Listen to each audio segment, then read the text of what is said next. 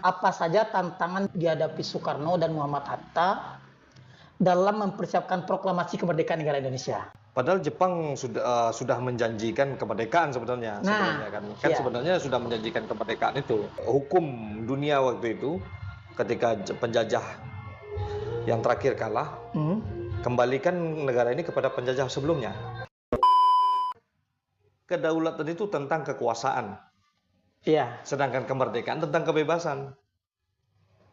Oh, ya kan? Iya. Rakyat tidak berdaulat di dalam negeri ini. Walaupun dia diberi kebebasan, kemerdekaan. Sama aja Dazul ngontrak rumah. Iya. Ya kan? Dazul bebas di rumah itu. Bebas. Tapi Dazul berdaulat nggak? Enggak. Nggak, kita Indonesia merdeka begitu dan sekarang. Tidak berdaulat. Air bayar. Kedaulatan itu kita punya kuasa terhadap air tersebut.